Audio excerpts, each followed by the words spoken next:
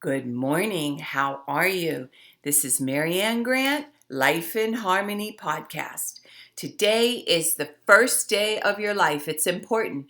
What are you going to do with it? Remember, I talked about cleaning up any of that residue that you left behind yesterday, mentally, physically, spiritually, financially, emotionally, or sexually.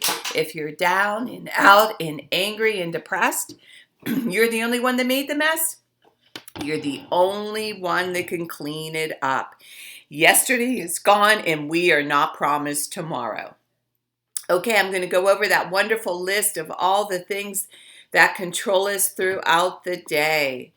Sarcasm. Sarcasm is anger, emotions, bad attitude, enabling, people pleasing, not able to say no, drugs, alcohol, pills, relationships, sex, lust, love, anger, rage, porn, controlling everybody around you but yourself, distractions everywhere. Then you have nothing but excuses, gambling, work, working out, food addiction, binge TV, phone, podcasts, news, caffeine, surgeries, pain, never having enough.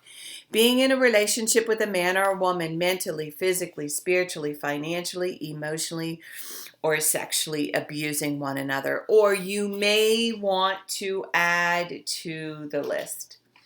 Okay, today I want to talk about how we are bombarded with all these quick fix scams everywhere. They seduce you with these quick fix pills, and you still have to get up and do the work. You still have to do the psychological work of why you abused yourself. I went over this before. There's no such thing as losing 5, 10 pounds in 2 weeks and not physically paying a price. Whatever it is that they're putting in the pills, it's a little scary. It's like we have a society that has been legalizing drugs and giving people false hope. In reality, down to doing your surgeries, when you quit drinking, you cannot do this alone. You need somebody to work with. You need to do the spiritual work. You need to fill up that hole of why you were destroying yourself, why you were avoiding to do the next right thing. It's a lifestyle. It's a whole change of living. Because when you get to that goal and you realize you're just the same and you're still unhappy and you're still miserable, this is where the work comes in. And this is what I was talking about, how you have to get up every day and do the next right thing, work with somebody, start speaking truth, start standing up for yourself, start saying no, because you start to resent and hate everything you do. And it doesn't matter how perfect you look on the outside. What you realize, this is all an inside job. So today I want you to really pay attention to these these scams, and work on what it is that you need to get help with. Find somebody, get help, reach out, make a stand. You are worth it. I want you to start loving yourself. And the one thing that's controlling you the most, today's the day to start working on that. And remember, balance, not too much of anything, our kids, our partner, our play, our work. When we stay balanced, it's life in harmony. When we abuse ourselves, everyone we love is infected by it. You cheat yourself and everyone around you. The level of love and respect that you give yourself, that is the level of love and respect you get in return. Remember, the goal for all of us truly is life in harmony. Our thinking can make or break us. That is why we have to check our thinking and attitude all day long. It has to be as natural as going to the bathroom, or else your head gets backed up. Remember, if you have an attitude today, be attitude being in the highest possible state of happiness, good humor, in contentment with the way things are. This, my friend, is the greatest gift you can give yourself. Remember, behind every breakdown, there's a breakthrough around the corner. People say, I want to help be a part of taking care of the world. Here's the good news. If you truly take care of yourself all day and be a living example, that is taking care of the world. We all have gifts. We all have worth. We all have work to do. That is the true meaning of taking care of the world, doing your part, no exceptions. The answers lie in each and every one of us. Hey, you manipulators, smooth talkers, narcissisms, your words mean nothing and your actions say everything. Okay, I'm going to read a beautiful saying by Michael Singer. Spirituality begins when you decide you will never stop trying. Spirituality is the commitment to go go beyond no matter what it takes.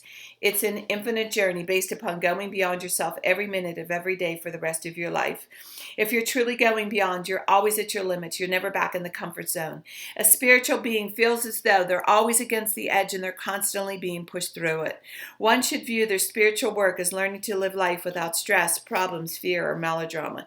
This path of using life to evolve, spirituality is truly the highest path. Trust the process. Okay, I am going to read a little part from Jocko Willink. I like to read from different books. He dedicated this book to Mark Lee, Mike Manser, and Ryan Job, and they died for us so we could have our freedom and we could all be warriors throughout our day and have the freedom to speak. And today's message is feeding the machine, balance. I love this. My whole podcast is always about balance. Okay, here we go. Balance. Homeostasis is the tendency to move toward a state of balance. For instance, in a house, the thermostat keeps the temperature in balance. In the summer, it turns on the air conditioner when it gets too hot. In the winter, it turns on the heat when it gets too cold. Homeostasis is being maintained. The body also tries to maintain a state of balance in many ways. Like the house, the body maintains a balanced temperature by shivering to the heat or sweating to the cold. Osmoregulation is the regulation of water content in the body. In order to maintain balance, the body uses thirst to increase water levels and sweat and urine to expel excess water. The body also uses systems to maintain the balance of acidity, blood pressure, sodium, potassium, concentrations in the blood, and plasma ionized calcium. Failure to maintain the proper balance in those systems can cause significant health problems. There's another balance our bodies maintain that we have a huge influence over. It is our blood glucose levels, what we commonly call our blood sugar level. We can directly influence our blood sugar levels by what we eat. When we eat carbohydrates, our blood sugar levels go up. When we eat a lot of carbohydrates, our blood sugar level goes up a lot. The primary action our bodies take to regulate high blood pressure levels is to release the hormone insulin into our blood from the pancreas. Once released, insulin pushes the sugar in the blood into the fat cells and also slows down the process of fat in the fat cells being pulled out and used for energy. Obviously, when your body's putting fat into your fat cells and not using your fat for energy, you get fatter. In order to use the fat in your body for energy, the body must have gone through its most readily available source of energy, glucose or sugar in the blood. Once that is depleted, the body begins to utilize fat for energy. You can deplete that sugar in the blood by exercising until it's gone, fasting until it's gone, or adjusting your carbohydrate intake. There are other extremely negative effects on continued elevated insulin levels in the blood beyond gaining or maintaining body fat. Consistent spiking of insulin in the blood can lead to insulin resistance, which can eventually lead to type 2 diabetes. Other long-time impacts, the prolonged elevated insulin levels can cause heart disease, diabetic retinopathy, blindness, strokes, kidney failure. Not good. So the solution seems obvious. Stop eating carbohydrates, or at least minimize carbohydrate intake. Why is that so hard? The answer is simple. Carbohydrates are addictive. Yes, sugar is like a drug in your brain and causes neurochemical responses similar to drugs like heroin. Wow.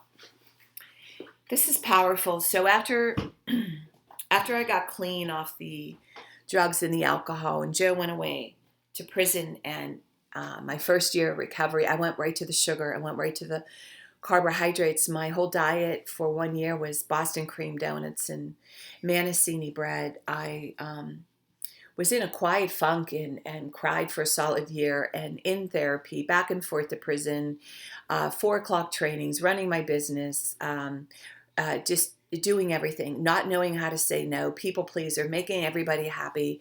And after a year, I cracked and ended up in St. Francis. I had to lock myself up for 30 days to really look at what I was running from. I scared myself. I couldn't stop, and it is addictive. So I went, and many people do this when they put down the sugar, when they put down the alcohol, when they put down the drugs, when they put down the cigarettes, they go right to the sugar. It's very normal, very common. But here's the thing, when you work on a diet where if you do have a little piece of sugar, if you do have a treat, have a protein with it and really work on the sugar addiction. So one of the things that I've done is I eat my full meals and I have a treat with every meal, breakfast, lunch, and dinner. I have a piece of dark chocolate to avoid those cravings for me to binge and to overdo it. And I make sure I have protein with every meal, and I have very, very small portions of carbohydrates with each meal, but make sure I have my protein. I try to never, ever, I'm not saying ever, ever, but I try to never, ever, ever have a treat, just a treat without a piece of protein, so my sugar levels do not drop.